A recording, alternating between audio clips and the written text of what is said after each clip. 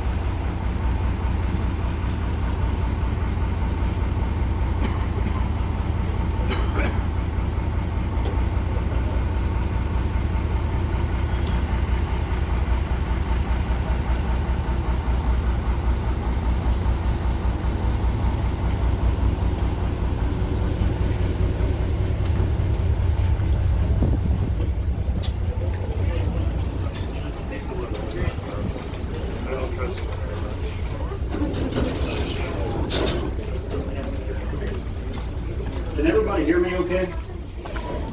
If at any time you can't hear me, please let me know. A couple of weeks ago, the sound system went down, and I didn't realize it. I think it was the ghost turned my microphone down on me.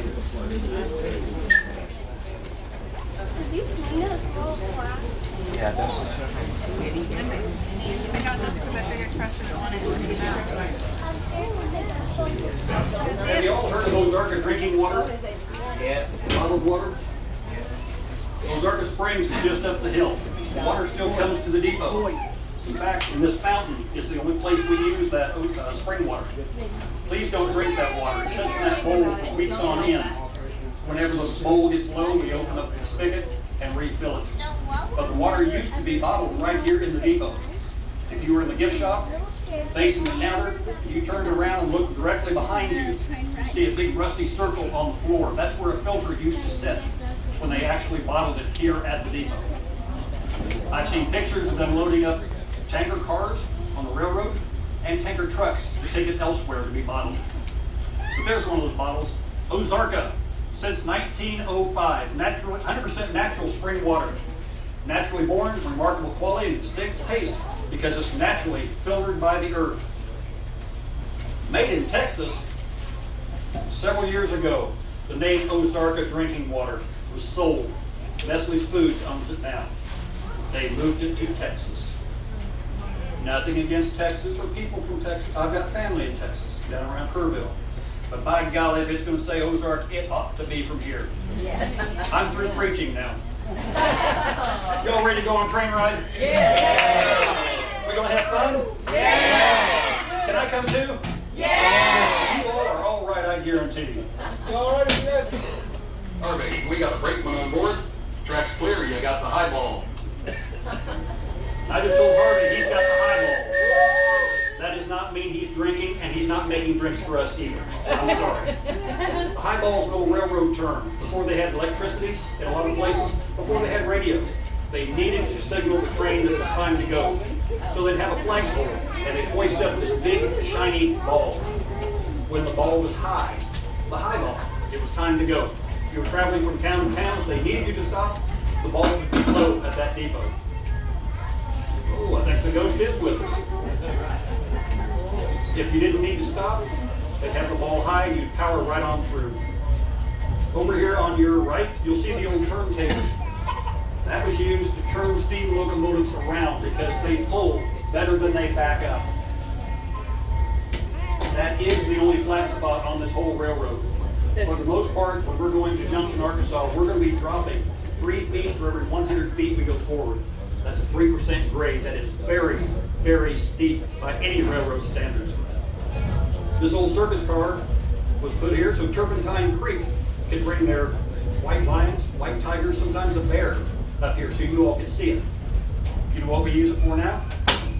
Rowdy passengers, and you all know who you are. Please be on your best behavior. Actually, we do put it on the coach later in the summer when it's really hot. We have park benches in there so you can have the open air experience and a little bit more comfortable. These fans are not original to the car. We've added those just to make it a little bit more comfortable for you all. But we didn't want to totally ruin the old time experience. Well, the Eureka Springs and this railroad grew up together. For hundreds and hundreds of years, the Native Americans around here believed in the healing powers of this spring that we now call Basin Springs, right downtown in Eureka. There was no town, no settlement, it was wilderness. But they would camp near that spring, they'd drink the water, bathe in it, use it in their ceremonies, celebrating the healing powers of that water. They believed it kept them healthy. They believed so strongly they were relatively healthy. They even let other tribes come in and use the water. Some of them weren't quite so friendly, but they made the condition that as long as you were here, you had to be friendly. History tells us they respected that water that much. Well, 1856, Dr. Alva Jackson, a medical doctor from Berryville, which is about 12 miles to our east, he had a young son that had a serious eye infection. The doctor wasn't able to help his son, no matter how hard he tried.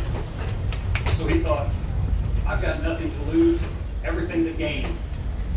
He and his son started the trip over here to try to find this magical spring. If they met somebody, they'd ask them where it was. Again, there's no town, no settlement. They finally found the spring. They set up camp. The doctor started bathing his son's eye in that water. They were drinking the water.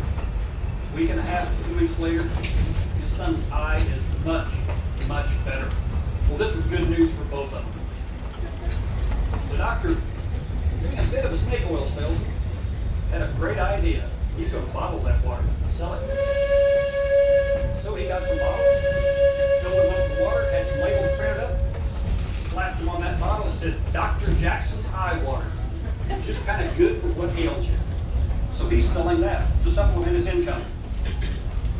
Well, the Civil War finally came to this part of the state.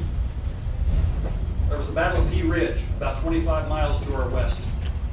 After that battle, a Confederate officer who heard of the springs marched his troops here so they could heal by the springs.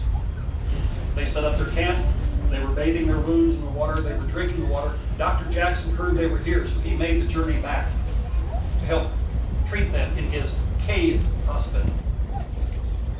After a couple of weeks, they were doing much better. So they went on other places, other things. 1879, very, very busy year for what's now Eureka Springs. Dr. Jackson had a friend, Judge Saunders. Dr. Jackson, Judge Saunders, and then Judge Saunders' son, Buck, came over this direction to go on a hunting trip. Well, the judge injured his leg. He told the other two, go on to your hunting trip. I'll be fine right here by this spring. You just come by and pick me up when you come back. So the judge stayed there, nursed his wounds, drank the water. Dr. Jackson and Buck went on their hunting trip. They came back. The judge is doing very, very well. They're amazed. The judge was thrilled to death. He couldn't keep this a secret.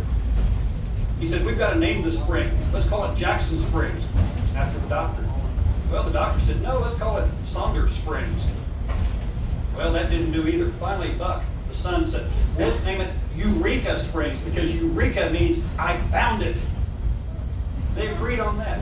So this area became known as Eureka Springs, but it's still not a town yet. The judge was telling everybody he knew about the healing powers of that spring and how it healed his leg. People started coming and coming and coming. Well, also in 1879, Powell Clayton, a very influential man, former governor of Arkansas and former Union Army Brigadier General, He heard about this. He had to see it for himself. When he got here, there was a tent city of about 400 people camped in and around what's now Basin Springs Park. That man had vision. He could see what it could be. He got a hold of some of his very influential and wealthy friends, had them come and take a look at the area. They got here, they agreed there's money to be made, but it's got to be developed properly. They decided they had to have a first-class city. So, July 4th, 1879, Eureka Springs becomes the newest city in Arkansas. They wanted a first-class city so they could make more money. So they put themselves in charge of a brand new organization that they themselves thought of, the Eureka Springs Improvement Company. No more tent, ramshackle wooden shacks. Everything has to be first class. The downtown will be brick or stone. Walk the streets, you've seen some of the original buildings. They're still standing. Well, everything had to be first class. People started coming and coming. Well, the only way to get here was by horseback or wagon on those narrow, dusty, dirty roads. 1883, they decided they needed a railroad. So this railroad was formed. It went from Eureka Springs, it never went past our depot, but it went north to Seligman, Missouri, about 19 miles away. At Seligman, they could throw a switch, put you on some tracks, take you on up to Joplin. At Joplin, you could get on a different train that would take you any place in the United States that the railroads traveled. This was great for this town. They're making 6 to 9 trips a day to Seligman to bring people into Eureka Springs and supplies. The town's growing by leaps and bounds. 1884, there are 40 hotels in this town.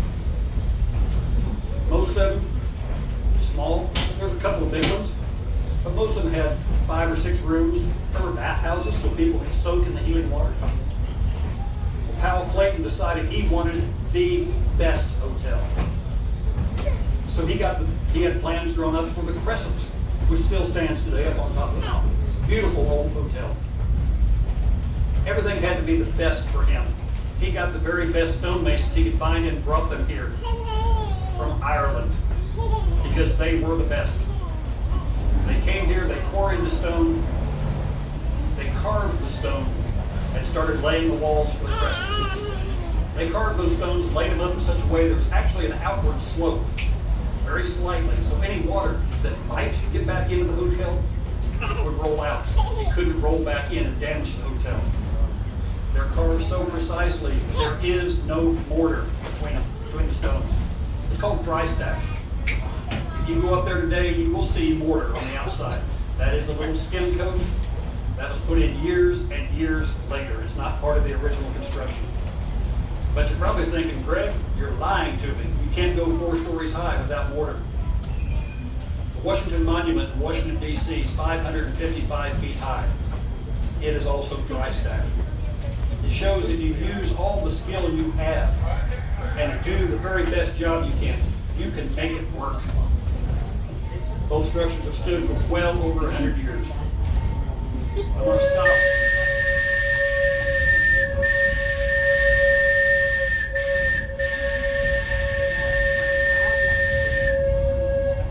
That's a little cabin you can rent by the day or the week. It's very common to see, especially for the boys, kneeling on the couch looking out the window and waiting. So I always try to make sure I wave back if I see them. You heard the 2 longs, a short, and a long on the whistle. That is a nationwide standard anytime any train goes across a highway, a road, in our case a driveway, Wilson's Crossing. We have to sound the 2 longs, a short, and a long to warn people that the train is crossing. In the 1980s, the Good Shepherd Humane Society used to operate right up behind that cabin. They put their dogs in some cages you're going to be seeing here in just a little bit. You'll see the remains of them, some pipes, maybe some chain link fence. So just imagine, you're on this train in the early 1980s when this railroad was reborn, being pulled by a steam locomotive. Those steam whistles are high and shrill, but they also have kind of a low growl to them. Well, as they blow the whistles, all the dogs would start singing. So you got a train ride and a free concert too. But we stopped the train so you can get off and look at the dogs. If there's some dog you could not live without, we'd hold the train while you adopted it. Then the dog would ride free with you on the train. We still have the dogs ride free policy on the morning and afternoon excursions. There's only been one incident with a dog on this train, and lucky me, it happened to be last summer. We had a bulldog on board, good as could be. We got back up to Eureka. He went down the aisle, got on the platform, just sat down, had a really indignant look on his face. So I just mentioned to the owner, I said, "Oh, your dog likes riding trains?" She said, and I quote, "No, he's too damn fat and doesn't want to go down the steps." Fortunately, she picked him up and carried him, so I didn't have to, because in my opinion, that dog had never missed a meal. Well, anyway, Powell Clayton has his hotel now. $294,000 and 2 years later. That $294,000 was a ton of money back in those days, but he got the best hotel. He had the finest restaurant. All the rooms and the lobbies had the finest furnishings. There was a parlor for the ladies, smoking lounge for the gentlemen, billiard room, bowling alley, and an elevator. He had his first-class hotel. People are coming and coming and coming to this town. 1884, it was the second largest city in Arkansas, second only to Little Rock. Well, we've had famous people live here too. Come here, Outlaw Bill Doolin, 1896. He's part of the Doolin-Dalton gang, bank robbers. He came here because during his career, he suffered several gunshot wounds. He wanted to soak in the tub of one of the bathhouses to ease his pain. Sheriff Frank Tillman found him in that bathhouse, caught him with his pants down, arrested him without incident, put him on the train, took him to Oklahoma to stand trial. 1906, Carrie Nation lived here. She was the little lady with the hatchet that preached the evils of alcohol and allegedly used that hatchet to hack up bars and saloons. She was one of our residents. People would come to this town to walk around and see the sights, but they also too wanted to be seen. They would have their finest clothing on. Just imagine the ladies in their long dresses, their high-top button-up shoes, wide-brimmed flowery hats, lace parasol. Their gentleman friend or husband would have on his nicest 2- or 3-piece suit, sometimes wearing a bowler hat. We call them derbies.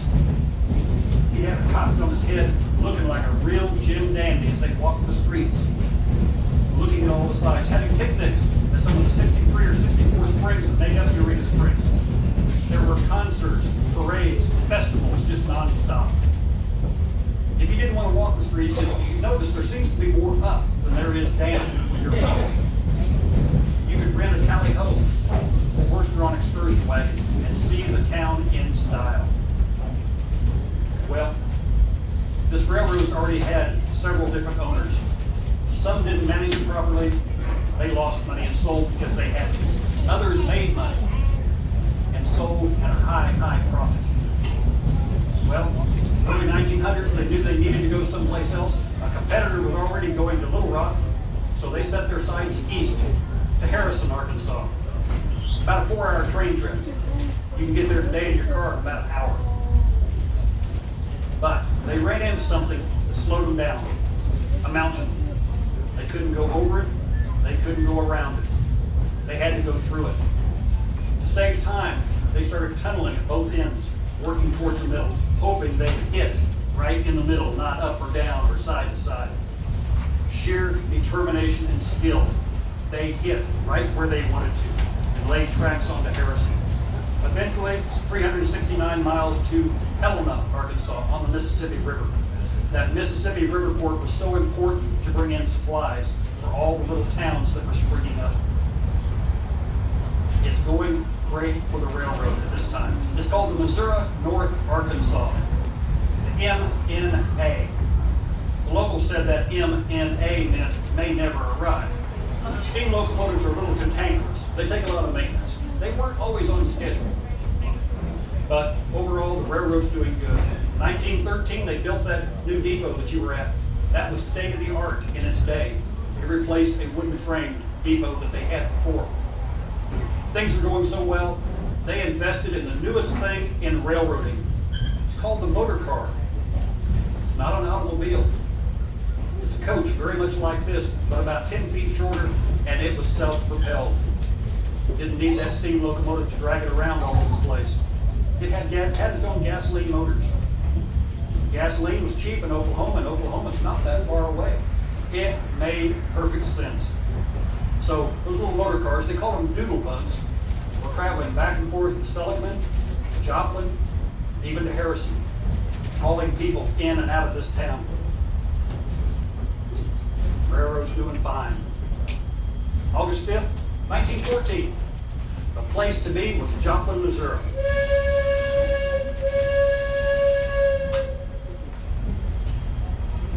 In Joplin on that day, there was an anniversary celebration of Lincoln's Emancipation Proclamation. Everybody wanted to be there. It was a day of festivities, parades, concerts, political speeches, picnics. After a fun-filled day, people got back on that doodle bug to head back to Eureka Springs. Near Tipton Ford, Missouri, which is 10 miles south of Joplin, due to a series of errors, a steam-powered train was put on the same tracks as that doodle bug. They were headed straight towards each other. There was no form of communication between the trains. Each one was running behind schedule. Each one thought the other had already passed. So they're headed towards each other and collided head-on, each doing about 35 miles an hour.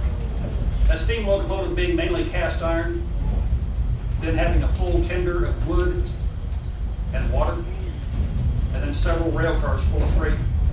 When they hit, it drove itself 22 feet into that doodle bug, killed many people immediately, then shoved it backwards down the track, 651 feet. The fuel tanks ruptured. The car was completely engulfed in flames. If you haven't noticed on a train, you got two ways in and out, one at each end.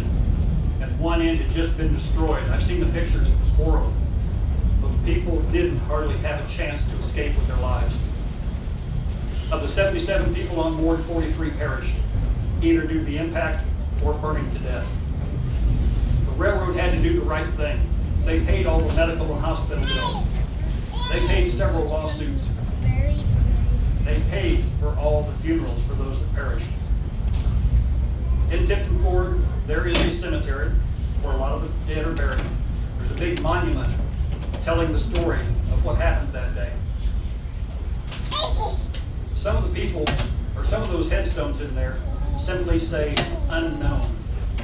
Those poor souls were burned beyond recognition. People didn't carry identification like they do. The driver's license was up. They couldn't identify those poor people. But the railroad did the best they could. They gave them a proper funeral, proper burial, and the best headstone they could possibly give them, even though it said unknown. There was a memorial service 2 days after the accident. 5,000 people showed up, blacks and whites. That was the first time in this area that blacks and whites got together. And they came together for the purpose of memorializing those poor people who lost their lives. You can imagine the railroad suffered immensely financially. People didn't want to ride the trains. Oh my gosh, those things catch fire, people die.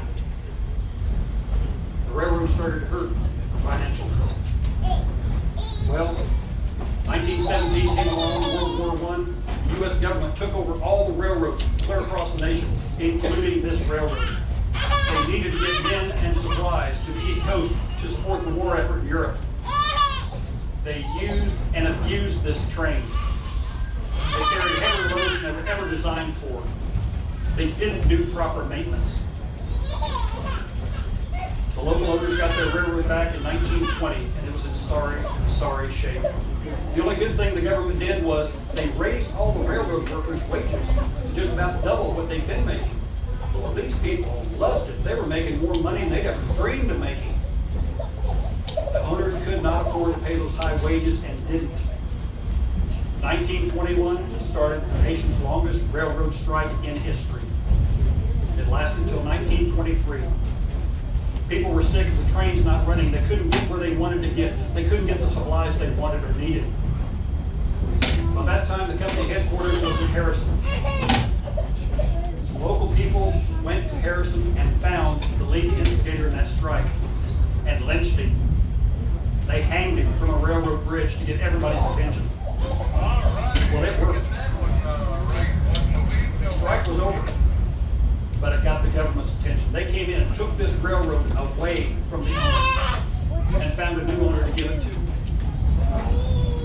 Things started to turn around and come back to normal. 1927 flood of the Mississippi River Valley washed out a lot of rail bed and bridges. There's no insurance for that. The local owner had to pay to repair everything. Then 1929, the stock market crashed. People couldn't afford to ride on the trains. They couldn't afford to buy things. The train was delivered. It was sorry time for this railroad. 1935, Frank Kell, Wichita Falls, Texas, very wealthy man, came up here and bought this, and then invested a lot of his personal fortune to bring this up to his standards. Then, being the good father he was, he put his son in charge, and Frank just kind of kicked back and waited for the money to roll in. Well, his son was soon killed in a car wreck. Frank had to take it over again. Then it wasn't much longer than that, he died, leaving the railroad to his wife and daughters. They weren't railroad people. They weren't business people. They took a lot of bad advice, made bad investments. They were losing money. World War II came along. Again, the train taken over by the railroad or by the government. Again, used and abused. When the Kell ladies got their railroad back in 1946, it was in sorry shape. They were sick of it. Didn't want anything to do with it. They put it on the market to sell. It took 3 years to find a buyer. In 1949, the Salzburg Group from around New York bought it. They had great plans for this railroad. Scrap every last bit of it. If you can't sell it, burn it. The locals knew they needed a railroad. They filed a lawsuit and won. The Salzburg Group had to put money back into this railroad to bring it up to standards so they could try to make money. And they operated it until 1960. By that time, the roads had improved, trucks were hauling freight, people weren't riding the train, they were driving around in their own personal cars. The railroad wasn't working. So the Salzburg Group filed for abandonment and won. In 1961, they did what they wanted to do in 1949. They sold everything. If they couldn't sell it, they burned it. The only thing left was the raised rail bed, no ties, no tracks, just the dirt. And the depot. It set that way till 1980 when the George family from Southern Arkansas bought this. They had a huge cotton plantation, big enough it had its own railroad. They came up here, bought this, and started laying tracks. Everything had to come in on the backs of the trucks because the rails didn't hook up to anybody else. This is 80 foot long, between 92 and 93,000 pounds. It came in on the back of a flatbed, down that little narrow windy street right through the middle of Eureka Springs. Everything did. Well, with an old steam locomotive they had, the 201, they started the excursion line that we're running today. First year they went to Wilson's Crossing, where we blew the whistles, charged 25 cents for the round trip. Next year they had the tracks laid here, Junction, Arkansas, charged you 50 cents. Sadly, that old steam locomotive quit in 2001. Had some very, very extensive and expensive boiler damage. It just wasn't possible to repair it. So it sat on static display until last summer. And we started using the diesels. Now the tracks here ahead of me would go down around the curve, used to go across the highway and go on towards Sullivan, Missouri. The ones going this way cross the bridge and would head towards Harrison. That tunnel I told you about, 300 feet long, is only 3 miles from here. We can't get to it. There's several landowners between here and there, and one of them says, nope, you're not taking that train across my property. It's a shame, it's part of our history. We need to get there. Maybe someday we will. But what I'm going to do right now is invite you all to get off the train. If you don't want to get off, you don't have to. But if you do get off, gather with me along those other tracks. Please don't go out on the bridge. It's safe for a train. In fact, that's where our lunch and dinner trains sit. So you're not moving when you're eating. But there's nothing in between the ties except just air. It's too easy for you to fall down the creek bed, which is quite a ways below. I don't want you hurt. So please don't go out on the bridge. But We all get out there, I'll have Harvey back up, and then you can put down pennies, nickels, dimes, or quarters on the tracks that we're on right now. And then Harvey will roll over, and you will have a lasting souvenir of your trip down here. If you don't have any coins, I've got a pocket full of pennies because credit cards and debit cards just don't work. Now, as you get off the train, notice on the right-hand side over here, well, it'll be your right-hand side, on this back wall is a picture frame. The top picture is a steam locomotive. The bottom one shows a steam locomotive coming out of the tunnel. It's just 3 miles away. That is the only way I've ever seen that tunnel. Well, we are free to get off the train. Please watch your step.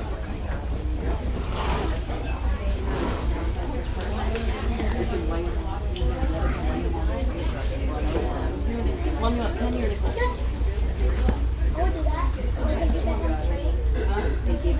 I suggest you do not sit on the rails because you will end up with a black stripe across the seat of your pants. You may not be happy with that.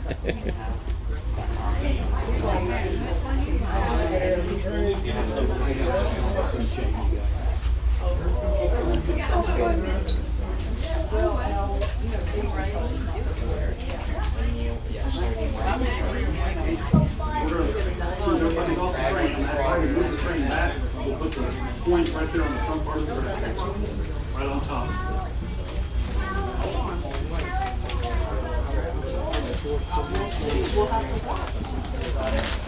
Again, if you need any coins, I've got pennies I'll let you have. Go ahead. One of the local banks, they do pennies to us if they won't go through the accounting committee. Oh, well, there you go.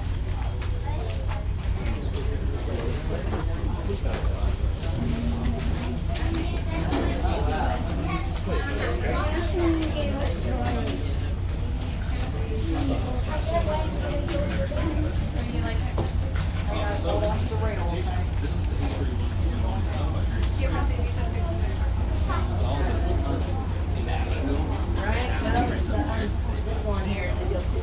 She's always prepared. Kids in her heart. I know. Nothing to do without her.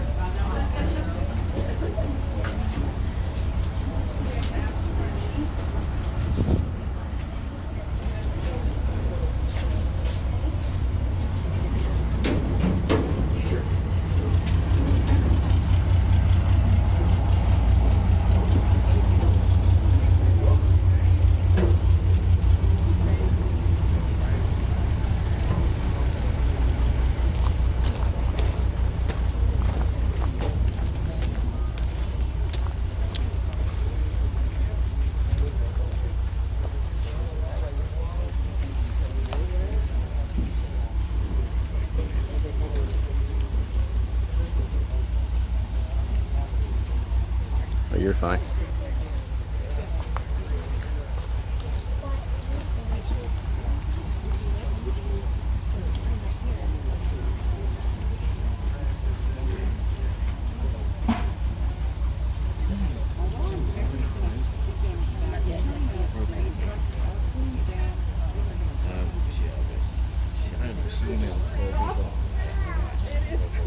Are you feeling better?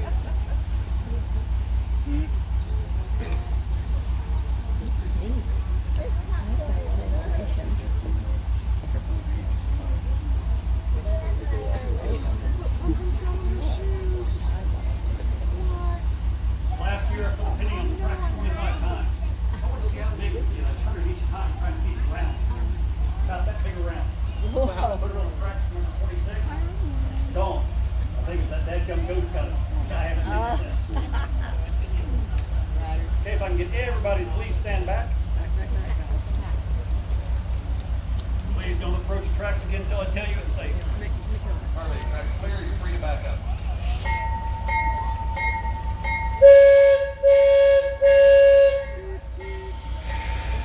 Another 3 blasts on the whistle means he's backing up. 2 means he's going forward. 1 means he's stopping.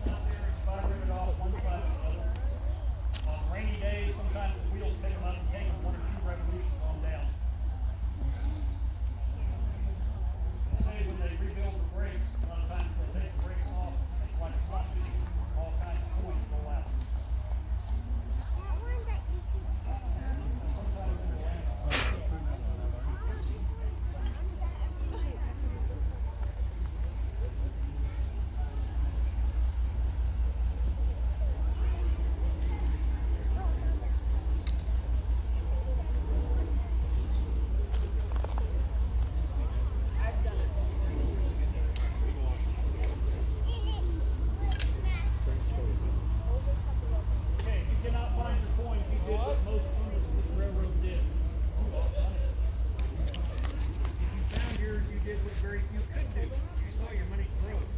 Abraham Lincoln was taller and thinner, maybe with a fuller face. Did you lose some? I've got some.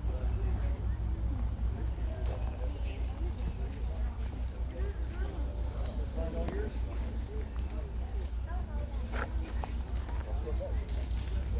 Sometimes on another day, the sun will hit it just right. Is he gonna roll back? He will come back.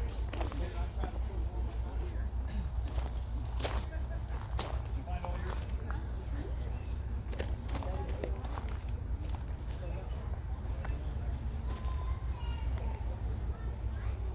Lose none?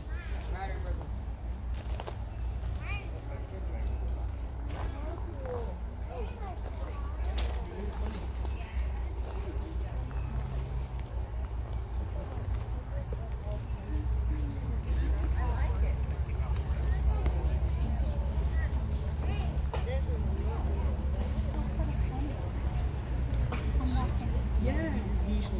I was 8 years old and Sunday my mom glued me to the TV. She said, "This is history. You watch this."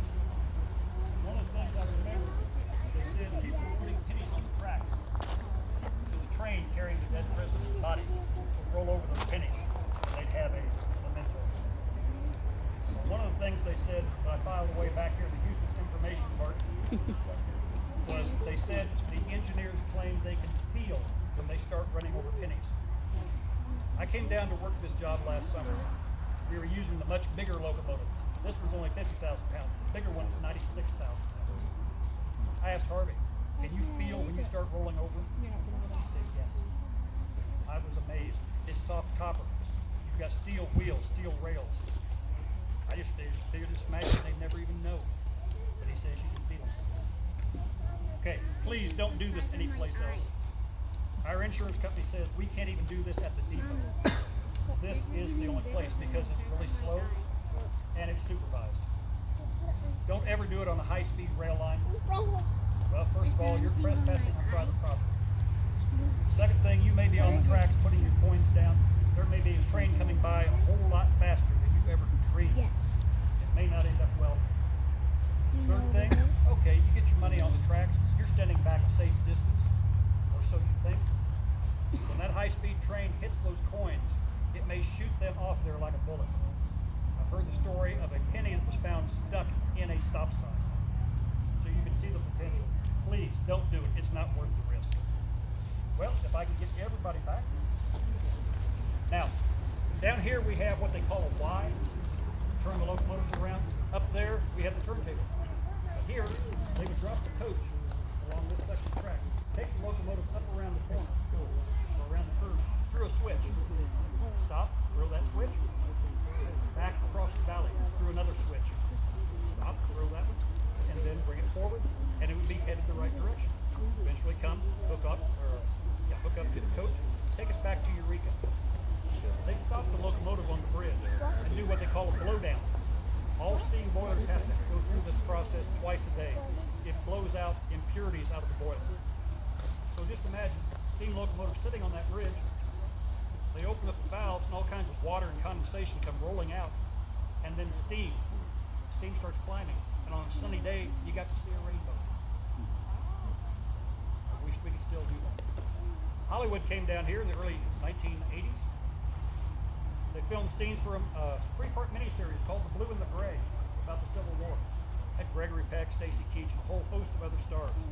They used our rail yard for some of their scenes in that miniseries.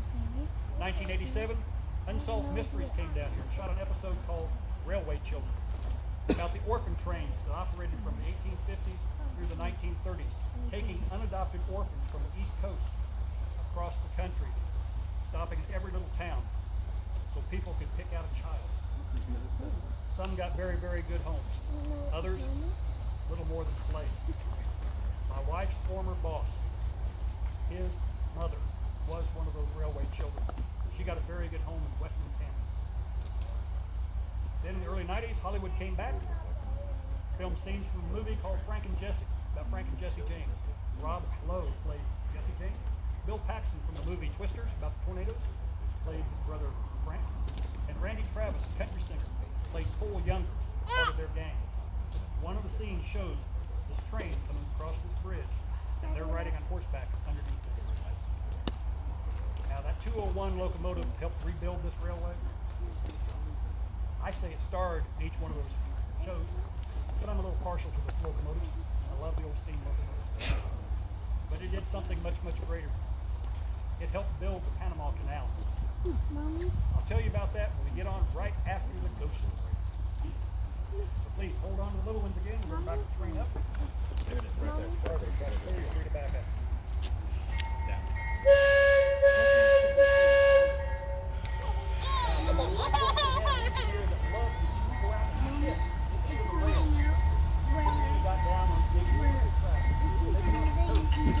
Locomotive up through the wide.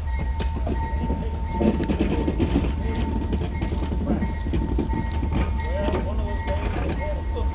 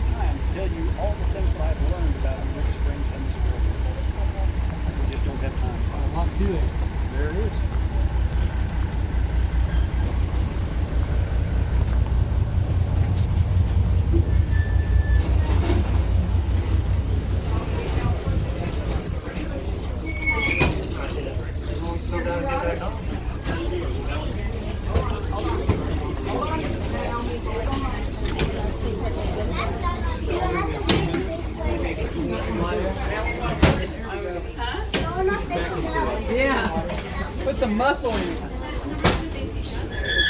Naomi, you sitting back there with her? Just stop. Just stop. Can I get your attention, please? Harvey got a hold of me on radio and I was getting ready to go. We've got don't worry, we will get back to you when you get to know you don't have to walk. Due to the heat and humidity, this locomotive is kind of feeling its age. Both of us are born in 1955. And I guarantee I'm feeling it too today. We're declining 3 feet for every 100 feet you go forward. That's very, very steep. I'm going to need your assistance on something. If you would, please. You all don't have them, but the rest of you do in the regular seats. Reach down in front by your ankles and please pull up on that metal bar lightly. And if you do that pedal shoot walk down, you help pedal us back to the hill. Yeah, I got it. That's a footrest. Yes, I got caught on that too at another attraction. Last summer on one of the morning excursions, I had a little guy, I don't know, 4 or 5 years old. His name was Robert. He was up down this aisle constantly talking. He didn't want to talk than I did. Everybody knew who Robert was, and I guarantee he talked to each and every person. Sweetest little guy. He had a friend I'll never forget. After the excursion, when I was thirsty, I went to the convenience store to get a glass of pop. I'm filling it up there at the soda fountain. I hear this high-pitched squeal. And then I could hear footsteps running and getting closer. It was Robert. He stopped right beside me, looked up, smiling, ear and says, "Hi, I remember you from the train." Kind of got me, old man. "Hi, Robert, I remember you too." His dad caught up with him just about that point to see what in the world that kid was up to. As sweet as he was also a handful. Robert still looked at me and said, "My daddy wasn't strong enough to pull that bar up, so I couldn't help pedal us back to the depot." His dad's eyes got that big around and he just hung his head in shame. I loved it. Harvey, you got the highball.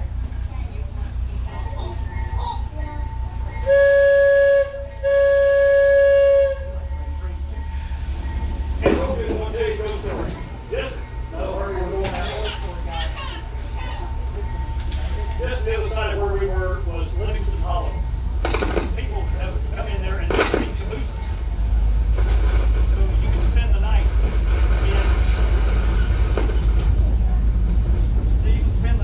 in an authentic caboose. They've got them set up in bedrooms. And if you want something a little nicer and frillier, you can rent their depot or Victorian style. Sorry about that. Well, anyway, our ghost story happens about 2 or 3 miles the other side of Livingston Hollow. Late 1890s. Steam trains coming back to Eureka Springs at nighttime, running way behind schedule. The old headlights were huge, but they didn't put out that much light. Well, in the cab of that locomotive was the engineer, a fireman. He's the guy that throws the wood in the fire to keep the steam hot, or steam pressure up, and a brakeman. The brakeman's the guy that gets off, throws the switch to put the train on different tracks. Well, they're coming back to Eureka Springs. They came around a curve, and here's a caboose sitting in the road, railroad tracks right in front of them. There's no train attached to it. It didn't make sense to them.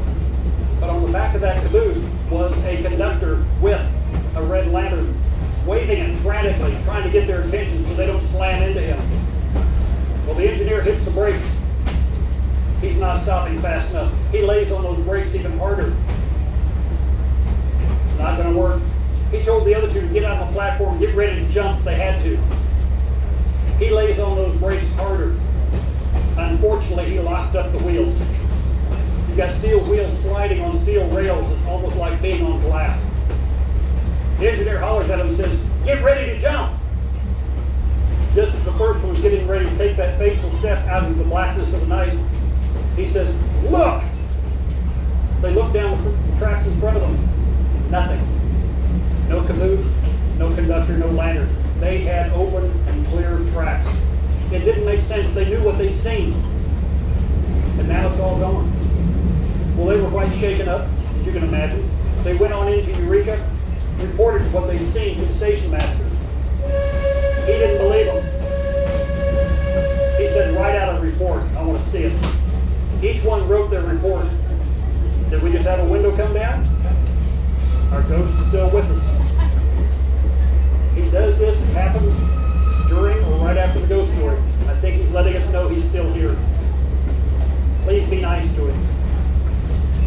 Anyway, all three of those reports were identical. They'd seen exactly the same thing. The railroad owner wanted them to take him out the next day so he could see where it happened. Maybe he could explain what happened. One of them just plain refused to get on the train. I heard that story when I came down here. I looked it up on the internet. Of course, everything on the internet is true. You know that. I found it, but I gave reference to two other books. I looked up those books. They told the very same story. I had a passenger last summer say, Greg, I saw that one on TV too, on one of those ghost shows. So maybe there's something to it. I don't know. I wasn't there. Now what I'm going to do now is come around and ask for your tickets. We've got a pretty full coach today. If you can tear off the bottom inch and a half, maybe it's perforated. I'll come around and ask for your tickets. Please hand that to me. Then hand me the big part of your ticket, and I will put 2 punches in it. One for the trip down, one for the trip back. I try to make this as authentic as I can for you all. This is a Rock Island Rail Line coach. This is a Rock Island Rail Line conductor's punch. Each conductor had his own punch. Each one had a different design. Some would put a rectangle or a square, a star, a circle. This one puts a half moon. That way you can tell who your conductor was. If you have a problem, show your ticket at the station. They know which conductor to go after. These buttons say Rock Island lines. They are Rock Island Railroad conductors' best buttons. When I saw those, I had to get them. Now this watch chain was my grandfather's. He was born in 1888. This watch is from my collection. It's a 1903. My watches go from 1896 up to 1914. My dear sweet wife found this one for me and bought it for me for an anniversary. I love this job because I get to wear my watches. So, tickets please. If they're stapled together, you can leave them stapled if you want. I can punch about 6 of them at a time.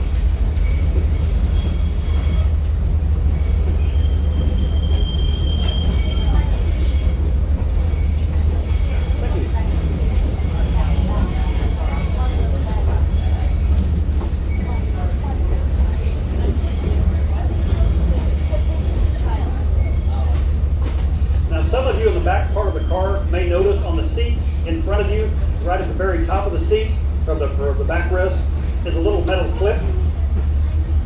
That way you can put your ticket there and maybe take a nap, and the conductor wouldn't bother you. Ain't gonna do no good, I'm gonna bother you anyway. It's just my nature. Thank you. Tickets, please.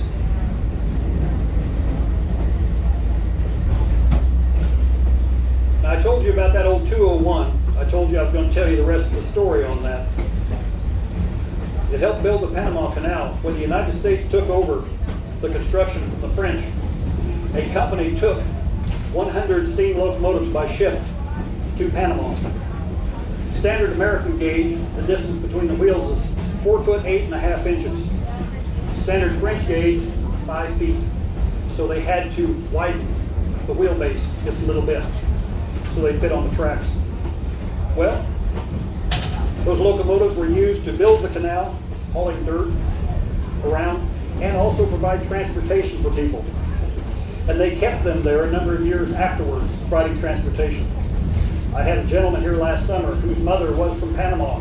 He had to get pictures of the 201 because she used to ride the train that was pulled by the 201. Well, tickets please. The canal was built. They put those 100 steam locomotives back on a ship to bring them back to the United States. Oh, that's what I'd say too if I didn't have a ticket. I don't throw you off. I let your spouse throw you off. She picked you, she can deal with you. Anyway, somewhere off the east coast of the United States, the owners, all of a sudden a little light bulb came on in their heads. And they said, why are we we bringing back all these lightly used locomotives, we're going to flood the market.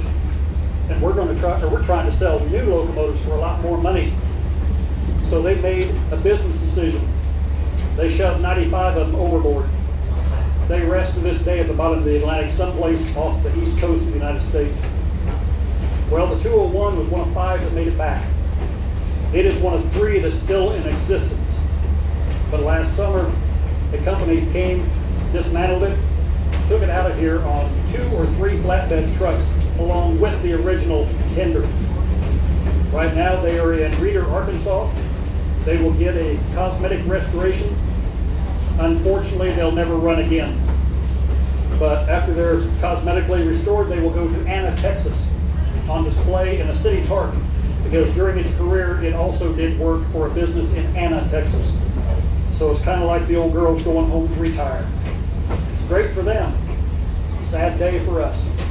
Harvey was the engineer on that train, and as they hooked it up to the big diesel locomotive to pull it across the turntable and lock it down to the tracks, I was standing next to him, and he said, "You know, Greg, if I'd have thought of it, I'd have run and jumped in the cab for one last ride." And his eyes were a little watery. I shared that story with his wife this year when I saw her. She said, "Oh, I know, Greg, he was a mess that night."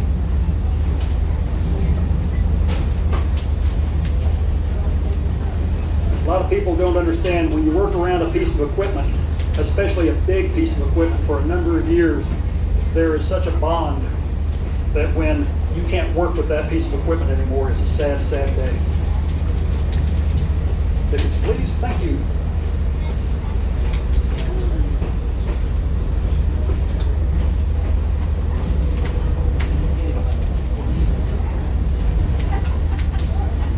Thank you. A few weeks ago, I had a little lady on board the train. She was maybe 5. She was getting off the train. I said, "You have fun?" She looked up at me with looks at Jill and said, "No." Her grandfather was right behind her. He said, "She expected you to serve my coffee." I said, "Oh, sweetie, I'm sorry. This is the Polar Express." Unfortunately, that's the only way kids can relate to train things. Polar Express. Something like that. I'm glad we have this train. I'm glad you all brought your grandpa here so they can experience it. Now, last summer I had a gentleman ask if I believed in the hidden powers of water. To be honest with you, I think it's a placebo effect. But it's strong enough, it'll work. I now have a little different train of thought on that. Last winter I got the flu shot. Within 2 weeks I was paralyzed from the waist down. It's called Guillain-Barré syndrome. It's one of the listed side effects of the flu shot. I was rushed to the hospital because some people get in the upper part of the body, they're paralyzed from the diaphragm, they cannot breathe. They have to be put on a ventilator before they die. I was in the hospital for 2 weeks. The neurologist said, "Greg, you may not have walked for a few years, and you may never be normal." I'm very late. My poor wife had to do everything for me, and I knew the everything.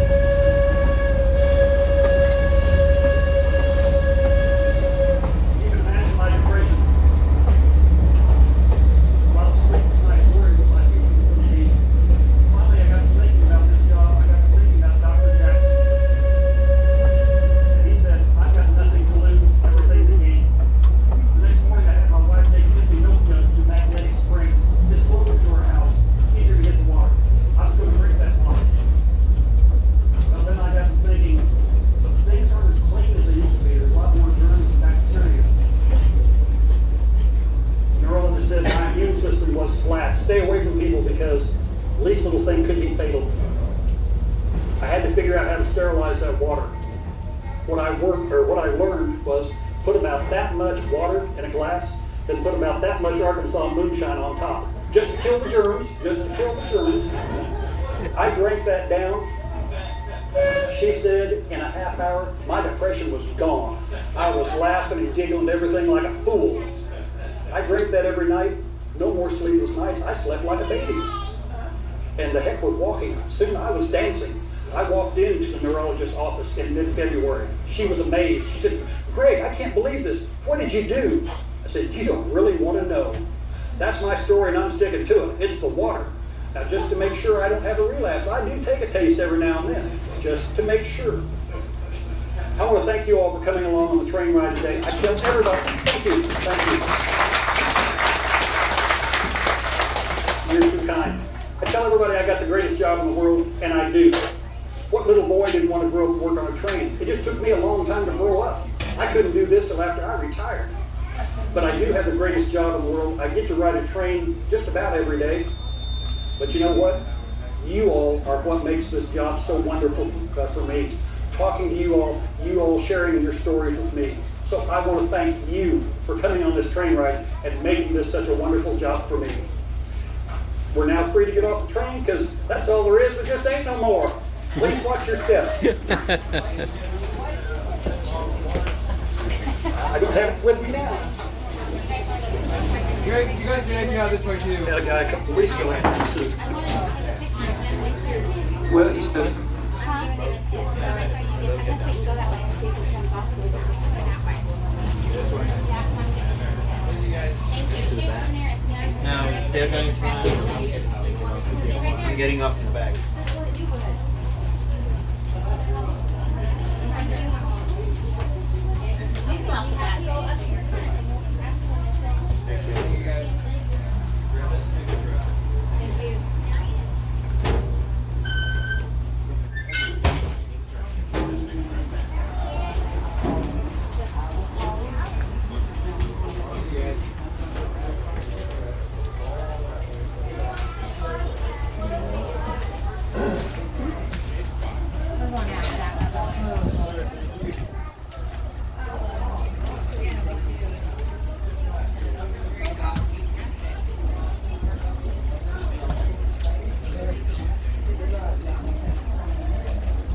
Hope you enjoyed that train excursion. If you did, hit the like button and good. Don't forget to subscribe.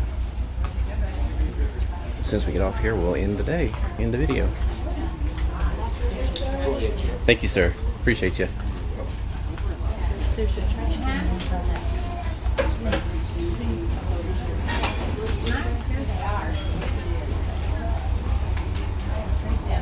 did on that. I'm gonna go in here and get gauge a train. Yeah, it looks good. Surprise me. Like a crazy kid. It is no rock. It is no rock.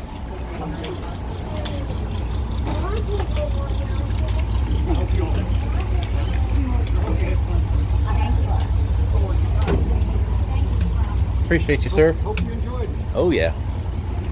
Thanks for driving. Have a good day.